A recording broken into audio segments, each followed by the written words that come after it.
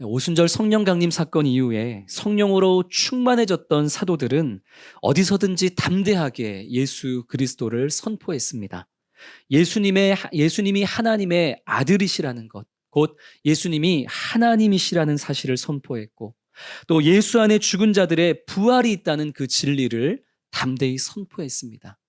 그런데 이 복음의 선포를 이 유대의 종교 지도자들은 아주 불편해했습니다. 그래서 대제사장들을 필두로 한 공회는 이 복음을 전하는 사도들을 붙잡아서 옥에 가두고 협박하고 채찍질했습니다. 그럼에도 불구하고 풀려난 사도들은 날마다 성전에 있든지 집에 있든지 예수는 그리스도라고 가르치기를 쉬지 않았다라는 사실을 우리가 지난 사도행전의 말씀을 통해서 함께 나누어 본 바 있습니다. 이후에 예루살렘 교회의 7 섬김 사역자 중에 한 사람이었던 스데반이 유대인들에 의해 돌에 맞아 순교하는 사건이 발생합니다. 이로 인해서 예루살렘의 수많은 성도들이 지중해 곳곳으로 흩어졌지만 마치 흩어져 날아간 민들레 씨앗이 더 많은 곳에 아름다운 꽃을 피우듯이 흩어진 성도들은 더 다양한 나라, 더 다양한 사람들에게 하나님의 말씀을 힘있게 전파하고 교회가 세워지는 그런 놀라운 역사가 일어남을 또 우리가 말씀을 통해 살펴보았습니다. 이때까지만 해도 예수 그리스도의 복음은 유대인에게만 속한 것이라 여겨졌었죠. 그러나 하나님은 이방인이었던 고넬료의 회심 사건과 그리고 우리가 지난주에 나누었던 것처럼 이방인의 부흥으로 인해서 시작되었던 안디옥 교회를 통해서 하나님의 뜻과 계획이, 하나님의 구원하심이 온 세계 열방을 향하여 열려 있다는 것을 분명하게 보여주셨습니다. 그렇게 하나님의 교회는, 그렇게 하나님의 나라는 어려운 가운데에도 힘있게 확장되어져 갔습니다. 그러던 어느 날, 이 초대교회는 이전과는 비교할 수 없는 더 큰 어려움을 만나게 되는데 그것이 바로 오늘 사도행전 12장의 본문입니다. 어떤 어려움을 이들이 만나게 되었는가? 우리 1절과 2절 말씀 다시 같이 읽겠습니다. 그때에 헤롯 왕이 손을 들어 교회 중에서 몇 사람을 해하려 하여 요한의 형제 야고보를 칼로 죽이니. 우리가 지금까지 살펴보았던 것처럼 초대교회는 지금까지는 유대 종교 지도자들인 대제사장이나 바리새인들이나 사두개인들, 이런 유대 교인들로 인해서 박해와 핍박을 받았었습니다. 그런데 오늘 본문에 갑작스럽게 등장한 이 헤롯 왕, 이 헤롯 왕이 기독교를 박해하기 시작하는데요. 이 헤롯 왕의 기독교 박해와 핍박은 지금까지 유대교인들에게서 받아왔던 그 박해 핍박과는 수준과 결이 다른 것이었습니다. 이 헤롯 왕은 예수님이 태어날 당시에 유대 지방을 통치하고 있었던 헤롯 대왕의 손자입니다. 정확한 이름은 헤롯 아그리파 1세. 헤롯 아그리파 1세가 오늘 이 사도행전 12장에 등장하는 헤롯인데, 이 헤롯 아그리파 1세는 당시 온 세계를 지배하고 있었던 로마 황제의 총애를 받았던 사람입니다. 로마 황제가 가지고 있었던 그 권세와 권위를 등에 업고 있었던 사람이었다는 거죠. 이 헤롯 아그리빠가 가지고 있는 권세는 지금까지 유대교가 가지고 있었던 그 권세, 그 권위와는 감히 비교할 수 없을 정도의 아주 놀라운 권세였습니다. 아그리빠는, 이 헤롯은 아주 정치적인 인물이었는데 로마 황제에 의해서 이미 팔레스타인 지역, 유대 지역과 사마리아 지역과 가이사라 지역을 비롯한 아주 넓은 땅을 통치하는 왕으로 임명받았음에도 불구하고 이 헤롯은 여기서 그치고 싶지 않았습니다. 더 많은 땅, 더 많은 나라, 더 많은 민족을 통치하는 왕이 되고 싶었던 것이죠. 그것을 위해서는 이 로마에 의해 지금 자신이 다스리고 있는 지역을 큰 소란 없이 통치하고 있다는 그런 인정을 받을 필요가 있었습니다. 그래서 이 헤롯 아그리빠는 유대 지역의 절대 다수를 차지하고 있는 유대인들의 신임과 그리고 유대인들의 지지를 얻기 위해 평생토록 노력합니다. 이 유대인들에게 지지를 얻어야지만 이 사람이 이 유대 지역을 이토록 잘 통치하니 다른 나라 통치권도 주면 되겠구나. 이렇게 로마 황제에게 인정을 받을 수 있으리라 생각한 것이죠. 어떻게 하면 이 유대인들에게 지지를 얻고 신임을 얻고 환심을 살 수 있을까? 고민했던 이 헤롯 아그리빠는 하나의 묘안을 생각해냅니다. 그래, 이 유대인들이 그토록 싫어하는 기독교인들을 내가 가진 권력으로 유대인들 대신 찍어 누르면, 그러면 유대인들이 좋아하겠지? 그러면 유대인들이 나를 신임하고 지지하겠지? 그러한 전략을 가지고 지금 이 헤롯 아그리빠는 아주 치밀하게, 전략적으로, 계획적으로 그렇게 초대교회를 이제 핍박하기 시작한 것입니다. 그는 교회 안에 있는 가장 큰 영향력 있는 사람들, 사도들이죠. 그 사도들을 투옥할 뿐만 아니라 심지어 그들을 살해함으로써 교회의 지속적이고 폭발적인 성장을 막아내고자 하는 전략을 세우고 그것을 실천에 옮깁니다. 그 첫 번째 희생양이 오늘 말씀에 누구라고 기록되어 있죠? 예수님의 12 제자 중에 한 명이었던 요한의 형제 야고보입니다. 야고보는 12 사도들 가운데 첫 번째 순교자가 되어서 이 땅에서 자신에게 주어진 사명을 오롯이 감당하며 주께로 돌아갑니다. 사도 중에 한 사람이 순교했다라는 사실은 온 초대교회에 커다란 충격이 되었고, 반면에 기독교를 미워했던 유대인들에게는 큰 기쁨과 만족이 되었습니다. 모든 것이 자기가 생각한 대로, 자기가 계획한 대로 진행되어지고 있구나. 기독교를 핍박했더니 유대인들이 이렇게 기뻐하고 나를 지지해 주는구나. 이것을 경험했던 헤롯 아그리빠는 당시 초대교회의 수장이라 여겨졌던 베드로까지 이제 잡아 죽일 작정으로 그를 투옥합니다. 다만 베드로가 잡혔던 때에는 유대인의 가장 중요한 명절인 이 무교절 기간이었기 때문에 유대인의 명절 기간에 죽일 수는 없어서 그 기간이 끝나고 죽이겠다는 생각에 베드로를 이제 옥에 투옥시켜만 둡니다. 4절과 6절에 보면 헤롯 아그리빠에 의해서 투옥된 베드로가 어떻게 지금 감옥 생활을 하고 있는지가 아주 구체적으로 상세히 설명되어 있습니다. 4명이 한 조인 경비병들이 3시간마다 다른 4명의 군인으로 구성된 조와 그 임무를 교대해 가면서 그렇게 지금 베드로를 감시하고 있습니다. 4명 중에 2명은 베드로 양옆에 딱 붙어서 베드로를 감시했는데 자신들의 몸과 그리고 이 베드로의 손목에 쇠사슬을 연결해 놓고서 그렇게 베드로를 감시했습니다. 나머지 2명은 베드로가 갇혀 있는 그 감옥의 입구에서 입구를 지키면서 그렇게 베드로를 감시했죠. 도피, 도주, 탈옥 이런 것들은 생각할 수조차 없는 그런 삼엄한 경비가 펼쳐지고 있었다는 것입니다. 앞이 캄캄한 상황입니다. 지금까지처럼 유대 종교 지도자들에 의해서 박해와 핍박을 받는 것이었다면 그 당시에 그나마 조금은 이 기독교에 호의적이었던 사내들인 공의의 사람들을 찾아가서 좀 도와달라고 부탁이라도 할 수 있었겠지만, 그러나 지금 베드로가 당하고 있는, 교회가 당하고 있는 핍박은 그 당시 절대 권력자였던 헤롯 왕에 기인한 것이었기에 도무지 베드로를 살려낼 길, 그것이 막막한 상황이었습니다. 성도 여러분, 이처럼 앞이 보이지 않는 커다란 문제에 직면해 본 적이 있으십니까? 이와 같은 상황에서 우리가 할 수 있는 일은 과연 무엇일까요? 오늘 말씀을 통해서 더욱 거세어져가는 이 세상의 공격과 유혹과 환난 속에서 성도와 세상을 향한 하나님의 뜻과 계획은 무엇인지, 하나님이 그것을 어떻게 펼쳐 나가시는지, 그것을 보는 우리가 이 고난의 삶을 또 어떻게 살아내야 하는지, 그 진리를 오늘 함께 발견해내는 그런 귀한 은혜의 시간이 되기를 주님의 이름으로 축복합니다.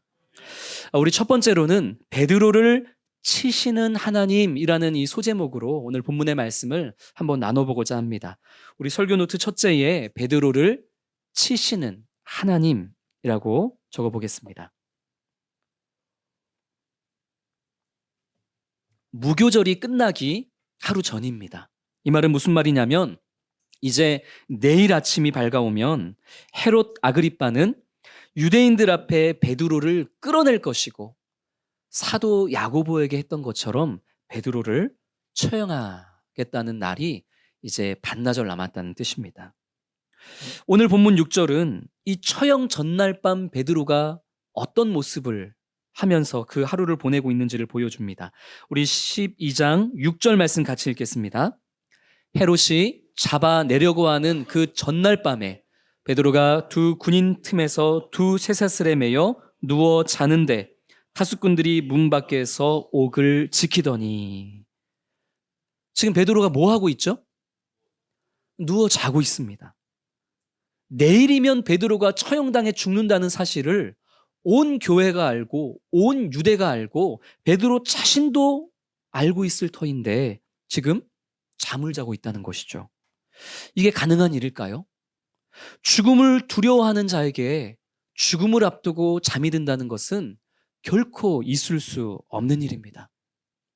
어렸을 적 저희 부모님은, 학창 시절에도 저희 부모님은 제가 무언가를 잘못했을 때 보통 즉결 심판을 하지 않으셨습니다. 예약제로 심판을 운영하셨죠. 내가 바로 혼내는 것이 아니라 너 오늘 저녁에 봐. 너 내일 수요 예배 끝나고 봐. 이렇게 이제 제가 언제 심판당할지에 대해서 말씀을 해주시면 그 시간이 다가올수록 제 마음은 어떨까요? 불안해서 정말 지옥과 같습니다. 아무것도 일이 손에 안 잡히고 이제 몇 시간 뒤면 나는 죽는구나. 이제 그런 불안한 마음으로 안절부절 못하는 거죠. 어떻게 잠을 잘 수 있겠습니까? 수요 예배 끝나고 봐라고 하셨던 날은 그저 수요 예배 시간에 정말 그 주님의 용서의 은혜가 부모님에게 임하게 되기를 기도하는 것 외에는 다른 방법이 없었습니다. 죽음을 기다리고 죽음을 두려워하는 자에게 결코 그 죽음 앞에 잠을 잔다는 것은 있을 수 없는 것, 우리가 경험을 통해 알 수 있죠. 그럼에도 불구하고 이제 반나절 뒤면 자신이 죽는다는 사실을 알고 있음에도 베드로가 지금 이렇게 깊이 잠들어 있다는 것은 무엇을 뜻하겠습니까? 베드로가 죽음을 두려워하지 않는다는 것밖에는 다른 이유가 없습니다. 사실 성경의 다른 베드로와 관련된 말씀을 보면 베드로는 죽음을 두려워하지 않았을 뿐만 아니라 오히려 자신에게 찾아올 영광스러운 죽음을 고대하며 살았던 사람이 베드로였음을 우리는 알 수 있습니다. 베드로의 삶에 있어서 가장 부끄러운 과거는 무엇이었을까요? 그것은 베드로 자신이 예수님을 3번이나 부인했다는 바로 그 사실. 그것이 베드로의 인생에 뼈에 사무치는 부끄러움과 후회로 남았을 것입니다. 그때 베드로가 왜 예수님을 3번 부인했죠? 예수님을 미워서 부인했습니까? 아닙니다. 베드로는 언제나 예수님을 사랑했습니다. 그럼에도 불구하고 예수님을 3번이나 부인했던 것은 죽기 싫었기 때문이죠. 죽음이 두려웠기 때문에 나를 위해 이 땅에 오신 예수님을 모른다 부인했던 것입니다.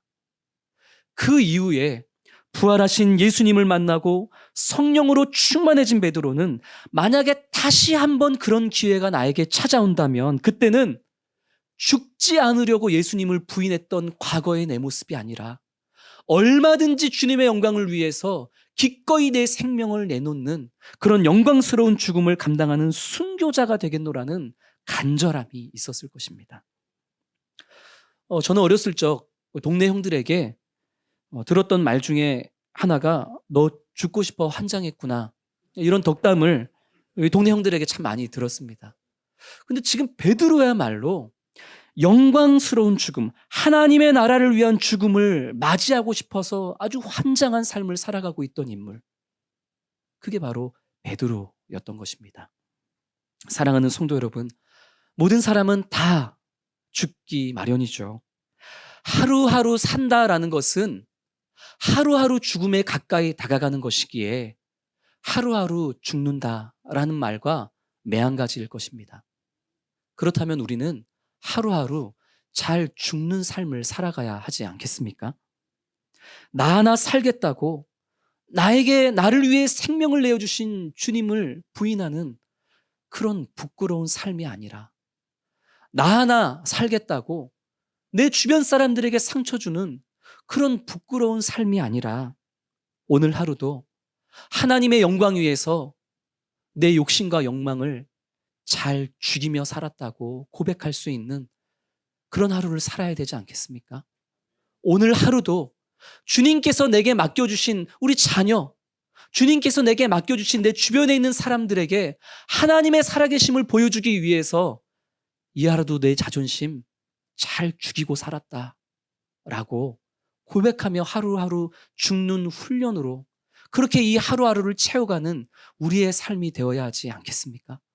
그렇게 나는 죽고 내 안에 계신 주님이 사시는 그런 하루하루 잘 죽는 축복의 삶을 베드로처럼 살아갈 수 있는 우리 부산 사랑의 교회 모든 성도님들이 되어줄 수 있기를 주님의 이름으로 축복합니다. 인사 나눠볼까요? 하루하루 잘 죽어봅시다.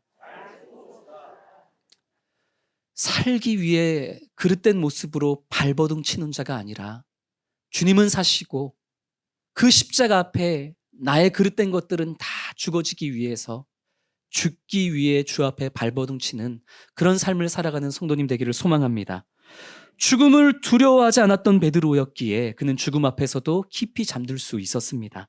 얼마나 깊이 잠들었는지 우리 7절 말씀 같이 읽겠습니다. 호련히 주의 사자가 나타나매 옥중에 광채가 빛나며 또 베드로의 옆구리를 쳐 깨워 이르되 급히 일어나라 하니 하나님께서 베드로를 구하시기 위해 천사를 보내십니다. 그 천사가 옥중에 나타났을 때 그 감옥 안에는 밝은 빛이 가득했다고 7절은 말씀합니다. 그럼에도 불구하고 깨지 않을 정도로 지금 베드로는 평안하게 잠이 들어있는 것이죠. 주의 천사가 당황했을 법도 하죠. 그래서 주의 천사가 어떻게 합니까? 베드로의 옆구리를 쳐서 깨웁니다. 여기서 이 치다라고 사용된 헬라어는 파타소라는 단어입니다. 치다라는 단어가 헬라어 파타소로 사용됐는데 근데 성경에 이 파타소, 치다라는 단어는 언제나 부정적인 용어로 사용될 때가 대부분입니다. 돌로 치다, 쳐서 죽이다, 쳐 부수다, 때리다. 성경에서 이 단어가 사용된 다른 곳들을 쭉 찾아봤더니 이 단어는 늘 이렇게 안 좋은 부정적인 일들에 사용이 됐더라 하는 것이죠. 이전에 베드로가 자신의 칼로 대제사장의 종이었던 이 말고의 귀를 쳐서 떨어뜨렸을 때 그때 칼로 치다라는 단어도 이 파타소라는 단어로 사용이 되었었습니다. 지금 천사가 베드로를 파타소 한 것이죠. 파타소는 치는 것은 아픕니다. 불쾌합니다. 당혹스럽습니다. 그런데 주의 천사가 왜 베드로를 파타소, 왜 베드로를 쳤습니까? 그것은 베드로를 무너뜨리기 위함이 아니라 베드로가 무언가 나락으로 떨어졌으면 하는 것이 아니라 베드로를 잠에서 깨우고 그를 이 옥에서 건져내고 그를 살리고 구원해내기 위해서 베드로를 파타소 바로 쳤던 것입니다. 교회와 성도는 종종 이러한 하나님의 파타소를 경험할 때가 있습니다. 주님의 파타소는 당혹스럽고 아프고 힘겨울 때도 있지만 그러나 기억하십시오. 주님의 파타소는 우리를 구원하기 위한 치심이심을 그리고 영적으로 게으름으로 깊이 잠들어 있는 우리를 깨우셔서 우리를 건져내시고 구원해내시기 위해서 우리를 파타소 아프게 치시는 것임을 기억할 수 있는 그것을 깨달을 수 있는 그런 우리 모든 성도님 되시기를 주님의 이름으로 축복합니다. 이 천사의 침, 이 천사의 아픈 파타소로 깨어난 베드로는 그 천사에 이끌려 감옥에서 무사히 빠져나옵니다. 그런데 9절 말씀을 보니 그 천사를 따라 옥에서 나오는 중에도 베드로는 이것이 환상인가 참인가 헛갈려 했다고 하죠. 감옥 밖으로 나와서 차가운 공기를 그 거리에서 마시게 되었을 때에서야 비로소 베드로는 주님께서 내게 천사를 보내셔서 헤롯과 유대인들의 이 헛된 기대, 이 음모로부터 나를 벗어나게 해주신 것이구나 하는 것을 깨달을 수 있었습니다. 감옥에서 빠져나온 베드로가 가장 먼저 어디를 찾아갔을까요? 우리 12절 말씀 같이 읽겠습니다. 깨닫고 마가라 하는 요한의 어머니 마리아의 집에 가니 여러 사람이 거기에 모여 기도하고 있더라. 베드로는 마가 요한의 어머니의 집, 이 마리아의 집으로 찾아갔습니다. 아마도 그곳은 예루살렘 도시에서 성도들이 예배하는 그런 공간으로 사용되어졌던 곳일 것입니다. 성도들은 그 마가의 어머니 마리아의 집에 모여서 지금 무엇을 하고 있었죠? 기도하고 있었습니다. 무슨 기도하고 있었을까요? 당연히 누구를 위해서? 투옥된 베드로를 위해서 기도하고 있었겠죠. 베드로는 그 마리아의 집을 찾아가 대문을 두드립니다. 이 대문을 두드리는 소리를 듣고 어린 여종이었던 로데라는 아이가 문 밖으로 나가는데, 문 밖에서 문을 두드리는 사람이 베드로라는 사실을 깨닫고는 너무나 기쁜 나머지 문 열어주는 것도 깜빡하고 다시 집으로 들어가서 베드로가 지금 문 밖에 있다고 그 기쁜 소식을 전합니다. 베드로를 위해서 기도하고 있던 성도들이 베드로가 지금 문 밖에 살아 돌아왔다는 소식을 듣고서 어떤 반응을 보였는지 우리 15절 말씀 같이 읽겠습니다.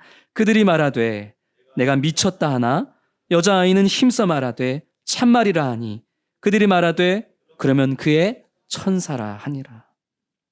성도들은 베드로가 살아 돌아왔다라는 이 여종 로데의 말을 지금 믿고 있습니까? 믿지 않고 있습니까? 보통 믿지 않고 있는 게 아니죠. 네가 미쳤다. 그래도 베드로가 온 게 확실하다고 주장하니 정 그렇다면 그것은 베드로의 수호 천사가 온 것일 것이다. 그들의 이해 안에서 그렇게 설명을 한 것이죠. 그들이 누구를 위해서 기도하고 있었죠? 그들은 분명 베드로를 위해서 기도하고 있었을 것입니다. 그런데 베드로를 위해 조금 더 구체적으로 어떤 기도를 드렸기에 그들은 지금 이런 반응을 보이고 있는 것일까? 이것은 사실 난제입니다. 많은 설교자와 이 성경학자들이 서로 다른 의견을 제시하는데, 어떤 분들은 이곳에 모여있는 성도들이 주님 베드로를 살려주십시오, 베드로를 그 감옥에서 꺼내주십시오 라고 기도하면서도 에이, 설마 살아 돌아오겠어? 라는 모습으로 이 기도와 행동이 정반대인 이 믿음 없는 모습을 지금 이들이 보여주고 있는 것이다, 이렇게 해석하는 그런 설교자들, 또 그런 학자들도 있습니다. 반면에 어떤 분들은 전혀 달리 해석합니다. 아니다. 이곳에 모여 기도하던 성도들은 베드로를 살려달라고 기도하지 않았을 것이다. 누가 봐도 베드로는 살아 돌아올 수 없는 상황이었기에 오히려 이들은 기도하기를 야고보의 순교처럼, 스데반의 순교처럼 베드로의 투옥과 베드로의 고난, 그리고 곧 있게 될 베드로의 그 죽음과 순교 역시 교회와 성도들을 더욱더 굳건히 세우는 그런 통로가 되게 해달라고, 정말 영광스러운 죽음을 피하지 않고 맞이하는 베드로가 되게 해달라고, 열매 맺는 죽음이 되게 해달라고 모여있는 성도들은 그렇게 기도했을 것이고, 그랬기 때문에 베드로가 살아 돌아왔다고 했을 때 더 믿지 못했을 것이다, 이렇게 해석하는 성경학자들도 있습니다. 성도님들은 어떻게 생각하세요? 이곳에 모여있는 성도들이 어떻게 기도했다고 생각하십니까? 그것은 우리가 꼭 천국 가서 이때 기도했던 분들을 만나서 여쭤봐야 알 수 있습니다. 그렇죠? 어쩌면 그곳에 모여있는 많은 성도들의 어떤 성도는 전자처럼 기도했을 수도 있고 살려달라고 기도했을 수도 있고, 어떤 분들은 베드로의 죽음이 영광스러운 죽음이 되게 해달라고 기도했을 수도 있었겠죠. 다만 그것은 우리가 천국 가서 확인해 봐야겠지만, 오늘 말씀을 통해 우리가 확실히 아는 것은 그곳에 있는 모든 성도들이 앞이 보이지 않는 이 깜깜한 어려움 속에서도 무엇했다는 겁니까? 기도했다는 겁니다. 5절 말씀을 보면 이들이 기도했는데 어떻게 기도했다고요? 하나님께 간절히 기도했더라라는 것, 우리는 그것 하나만은 확실히 알 수 있습니다. 또 하나 확실히 아는 것은 그들이 베드로를 위해서 어떤 기도를 하나님께 올려드렸든지 우리 주님은 그 기도에 가장 선한 당신의 방법으로 응답하셨더라 하는 것입니다. 사랑하는 성도 여러분, 성도의 기도는 내가 원하고 주장하는 것을 주님이 그대로 이루어 주시기를 원하는 것, 바라는 것 아니죠. 우리는 하나님의 자녀로서 하나님 앞에 우리의 원함과 소망과 바람을 기도를 통해 얼마든지 말씀드릴 수 있습니다. 다만 그것이 하나님의 주권 안에서, 하나님의 뜻 안에서, 하나님의 방법, 하나님의 시간에 온전히 이루어지게 될 것을, 그 모든 결과를 하나님께 내어드리는 것, 그것이 우리 성도의 기도가 되어야 할 줄로 믿습니다. 어떤 바람을 가지고 무엇을 기도하든지 그 기도에 선하게 응답하시는 하나님을 경험하는 것, 그것이 기도하는 성도의 가장 큰 특권이요, 기도하는 성도가 누릴 수 있는 가장 큰 복인 줄로 믿습니다. 베드로를 위해서 마리아의 집에 모여 기도했던 성도들은 그것을 지금 경험하는 것입니다. 이렇게 기도했든 저렇게 기도했든 베드로를 살려내시고, 그리고 앞으로 이 베드로를 통해 또 놀라운 선교의 장을 열어가시는 그 주님을 이 기도하는 성도들은 경험하게 됐던 것이죠. 기도를 통해 그 일에 도구가 되어졌던 것이죠.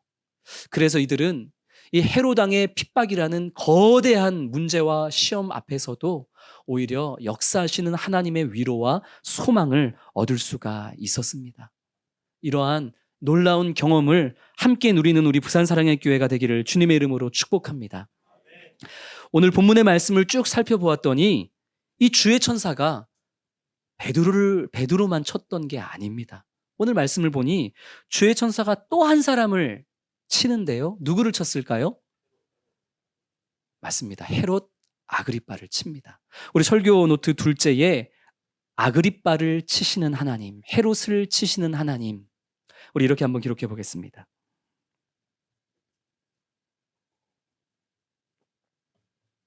하나님은 베드로를 쳐서 깨우시고 살리심으로써 다시 온 교회에 하늘의 위로와 소망이 있음을, 그것을 품게 하셨습니다.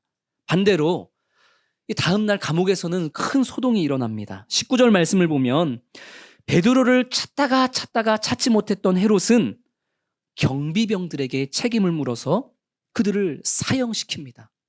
당시 관리이긴 했다 손 치더라도 이 헤롯이 얼마나 악한 왕이었는지를 우리가 또 확인해 보는 것이죠. 그리고서는 그는 유대 땅을 떠나서 가이사랴로 내려갑니다. 유대 땅에 있어봤자 자기가 신임을 얻으려 했었던 그 유대인들에게 베드로는 어디 갔냐고, 당신이 풀어준 거 아니냐고, 그렇게 비난받을 것이 뻔하기에 가이사랴로 도망을 간 것이죠. 헤롯이 가이사랴로 돌아가 있을 때 그가 통치하던 지역에 어떤 문제가 생깁니다. 헤롯의 통치 관할 지역 중에 두로와 시돈이라는 두 도시가 있었는데 헤롯이 이 두 도시를 향해서 아주 크게 분노하는 일이 생기는 것이죠. 헤롯이 분노했던 이유가 무엇이었는지 성경은 분명하게 밝히고 있지 않지만, 그러나 두로와 시돈이 역사적으로 상업과 무역이 아주 발달한 도시였다라는 점을 우리가 생각해 볼 때 아마도 무역 분쟁으로 인해서 헤롯이 화가 나는 일이 일어났던 것 같습니다. 두로와 시돈, 이 두 도시 입장에서는 헤롯의 마음을 빨리 달래는 것이 중요했습니다. 왜냐하면 헤롯과 시돈은 헤롯이 다스리는 다른 지역을 통해서 식료품을 얻어 살고 있었기 때문에 괜히 헤롯이 열받아서 자신들에게서 그 식료품을 끊어버리면 자신들이 큰 어려움을 당할 것이 뻔했기에 어떻게 해서든 헤롯의 마음을 좀 풀어주려고, 달래주려고 지금 생각을 하고 있었던 것이죠.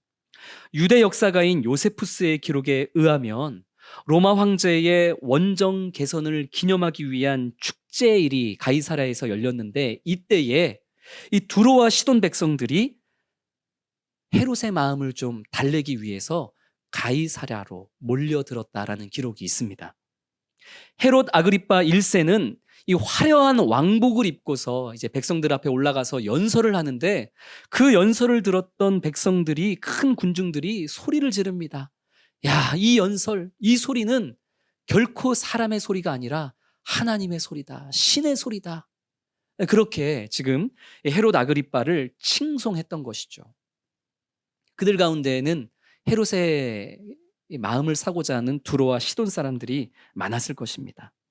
헤롯은 자신을 향해서 하나님이라고 환호하고 있는 이 사람들의 소리를 받아들입니다. 그의 교만이 하늘을 찌르고 있었던 것이죠. 그 결과 어떤 일이 일어났을까요? 우리 23절 말씀 같이 읽겠습니다. 헤롯이 영광을 하나님께 돌리지 아니하므로 주의 사자가 곧 친히, 주의 사자가 어떻게 했죠? 헤롯을 쳤습니다. 여기서 이 치다라는 헬라어 단어가 뭘까요? 파타소이죠. 우리가 방금 얼마 전에 확인했던 단어죠. 주의 사자가 베드로를 치다 할 때 그 치다, 이 파타소입니다. 주의 사자는 7절에서 잠들어 있는 베드로를 쳤습니다. 그런데 23절에서는 교만에 취해 있는 아그리빠를 쳤습니다. 똑같은 단어가 사용되었지만 그러나 그 목적과 결과가 너무나 다르죠. 하나님의 영광을 위해서 죽고자 했던 베드로는 살리기 위한, 구원을 위한 침, 파타소를 경험합니다. 반면에 자신의 영광을 위해 살고자 했던 헤롯은 멸망을 위한 파타소, 죽임을 향한 이 치심을 심판으로 경험하게 되었던 것입니다. 사랑하는 성도 여러분, 오늘 이 사도행전 12장의 말씀을 처음부터 끝까지 한번 쭉 훑어보시며 누가 이겼는지를 한번 보십시오. 누가 이겼습니까? 오늘 본문에서 갑작스럽게 등장했던 헤롯 아그리빠 1세는 자신의 정치적인 야욕을 위해서 등에 업은 로마의 권세로 교회를 핍박하고 박해하고 교회의 지도자들을 투옥하고 살해했습니다. 헤롯과 그리고 유대인들은 우리가 이겼다라고 생각했을 것이 분명합니다. 그러나 그들은 그 누구도 이기지 못했습니다. 헤롯은 야고보를 죽였죠. 그러나 야고보는 예수님이 말씀하신 바대로 하나님 나라의 그 영광을 위한 자기의 잔을 감당했을 뿐입니다. 그렇게 야고보의 죽음은 오히려 교회와 성도들로 하여금 더욱더 간절히 기도하게 하는 기폭제가 되었습니다. 헤롯은 야고보도 이기지 못했습니다. 헤롯은 또한 베드로를 가두었지만 베드로는 주의 천사로 말미암아 두 발로 감옥에서 편안히 걸어 나왔고 오히려 하나님의 역사하심을 온 교회에 더욱 공고히 하는 계기를 만들어 냅니다. 베드로를 가두었지만 헤롯은 베드로도 이기지 못했습니다. 헤롯은 자기 영광을 위해서 살고자 발버둥 쳤지만 그 결국은 벌레에 먹혀 죽는 비참한 최후였습니다. 반면 주님 나라와 그 영광 위해서 내 생각과 욕망과 욕심과 자아를 십자가에 못 박아 죽이는 삶을 살았던 교회와 성도들은 날마다 흥왕하여 갔다라고 성경은 증언합니다. 그 권력자인 헤롯은 어느 한 교회도 어느 한 성도도 이기지 못했다는 것입니다. 이 흥왕하다라는 언어적 의미는 식물과 같은 생명체가 거침없이 자라나다, 더해지다, 증폭되다 이런 뜻입니다. 사랑하는 성도 여러분, 하나님의 교회는 이긴다는 사실을 기억할 수 있는 우리 성도님 되시기를 축복합니다. 하나님이 사랑하는 하나님의 백성과 하나님의 성도는 기필코 승리함을 믿음으로 고백하는 성도님 되시기를 축복합니다. 우리의 승리는 풀려나는 것만을 의미하는 것이 아닙니다. 풀려나지 못했던 야고보도, 풀려났던 베드로도, 그들을 위해 기도한 교회와 성도 모두도 다 승리를 맛보았습니다. 하나님의 뜻이 이루어지고 있다는 것을 그들은 다 경험했기 때문입니다. 이 어려운 상황 가운데에서도 하나님의 나라가 나를 통해서 역사되어지고 있다는 그런 하나님의 도구와 통로가 되었기에 순교한 야고보도, 풀려난 베드로도, 기도한 교회와 성도도 모두가 승리를 경험한 것입니다. 세상은 믿음으로 살고자 하는 우리를 향해 더욱 거센 핍박과 박해와 유혹과 환난으로 우리 성도님들을 넘어뜨리려 할 것입니다. 근데 그때 주님도 우리를 치십니다. 다만 주님이 우리를 치심은 세상과 똑같이 우리를 죽이고자 함이 아니라 오히려 우리를 건져내시고자 하시는, 우리의 게으름과 우리의 영적인 깊은 잠에서 우리를 깨우시게 하려는, 그래서 더욱더 기도하게 하시고 더욱더 주님을 붙잡게 하시고 말미암아 하나님의 뜻이 나의 기도를 통해 어떻게 선이 역사되는지를 경험하게 하셔서 우리로 승리하게 하는, 기필코 이기게 하시는 주님의 파타소 치심임을 늘 발견하며 나아가는 우리 모든 성도님 되시기를 주의 이름으로 축복합니다.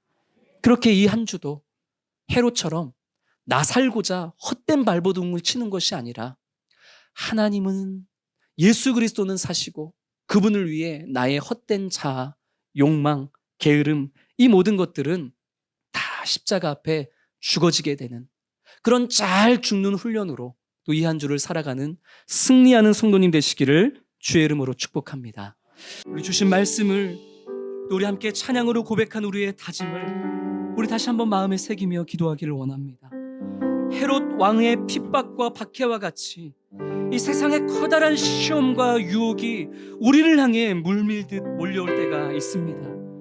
그럼에도 우리가 두려워하지 않을 것은 전능의 주님께서 당신의 사랑하는 교회와 성도를 기필코 지키시고 승리하게 하실 것을 믿기 때문입니다. 이 시간 우리 기도할 때에 자기 영광을 위해 살다가 멸망의 파타소, 멸망의 치심을 받았던 헤롯 왕과 같은 인생이 되어지지 않기를 기도합시다.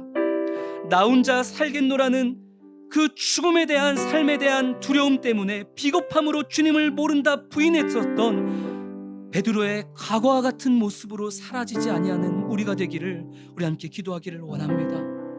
어떤 어려움 속에서도 기도로 주님의 뜻을 구하며 주님의 영광을 위해서 나를 내려놓는 삶으로, 주님이 사시고 나는 죽는 그 십자가의 삶으로 이 한 주도 하루하루도 하나님의 나라를 위한, 하나님의 뜻을 위한 작은 도구가 되고 통로가 되어지는 내가 되어줄 수 있게 해달라고, 우리 교회가 되어줄 수 있게 해달라고 우리 간절한 마음으로 함께 기도하시겠습니다. 거룩하신 아버지 하나님, 아버지 하나님, 나 하나 살고자, 아버지 하나님 이 땅에서 내 자존심을 세우고자, 아버지 내 그릇된 욕망과 욕심으로 아버지 하나님 주여 그것을 내세우고자, 아버지 하나님 주님의 마음을 아프시게 하고 주님을 모른다 부인하며 나와 함께하는 주님의 아버지 하나님 우리에게 허락하신 수많은 사람들에게 상처와 아버지 하나님 주여 아버지 아픔을 아버지 하나님 주여 주는 아버지 그런 헤롯 왕과 같은 아버지 하나님 주여 그릇된 모습으로 우리가 살고 있지 않았는지를 오늘 말씀을 통해 돌아보게 하여 주시니 감사합니다. 믿음으로 살고자 하는 우리들에게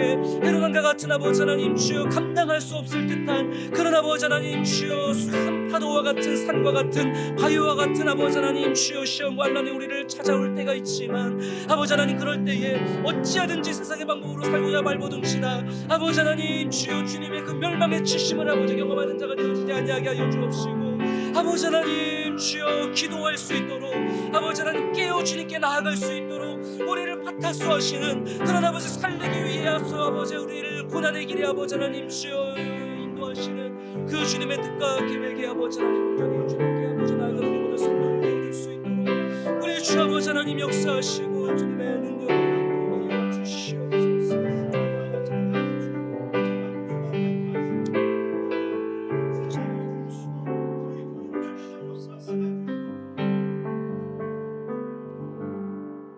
거룩하신 아버지 하나님, 나 하나 살고자 주님을 모른다 부인했던 과거의 베드로와 같지 않은 삶을 살게 하여 주십시오. 나 하나 살고자 함께하는 이들을 괴롭게 했던 그런 헛된 열망과 또 교만에 갇혀 있었던 헤롯 왕과 같은 삶을 살지 아니하는 우리가 되게 하여 주십시오. 아버지 하나님, 하나님의 백성으로 주님의 제자된 자들로서 온전히 나는 죽되 내 안에 계시는 예수 그리스도가 사시는 그런 하루하루를 죽음의 훈련으로 말미암아 가장 복된 삶으로 채워가는 우리 성도님들의 하루하루가 되어줄 수 있도록 성령 아버지 인도하여 주시옵소서. 이 세상이 믿음으로 살고자 하는 우리들에게 말할 수 없는 어려움과 괴로움을, 유혹과 시험을 우리에게 도전할 때가 있지만, 주님 그때마다 세상의 방법으로 살고자 발버둥치다 또 멸망의 파타소를 경험하는 헤롯이 되어지지 아니하게 하여 주옵시고, 그 어려운 가운데에 깨어 기도하라고, 그 어려운 가운데에 깨어 주님 앞으로 나아가라고 우리를 아프게 파타소 치시는 그 주님의 선하신 역사하심을 깨달아 더욱 기도하고, 그 기도 가운데에 선한 것으로 역사하시는 주님을 발견하며, 그렇게 모두가 주님의 승리의 도구가 되고 통로가 되는 우리 모든 성도들 되어줄 수 있도록 주님 인도하시고 역사하여 주옵소서. 우리 주 예수 그리스도의 은혜와 아버지 하나님의 크신 사랑하심과 성령의 교통감화 역사하심이 나의 그릇된 욕망과 욕심과 교만과 자아를 십자가에 내려놓는 자기 부인과 죽어짐의 삶을 통하여서 나는 죽되 오직 내 안에 계시는 예수 그리스도와 하나님의 말씀만 사시는 그러한 하루하루로 복되게 살아가기를 결단하는 이 자리에 모인 모든 성도들 위해 지금으로부터 영원토록 항상 함께 있을지어다.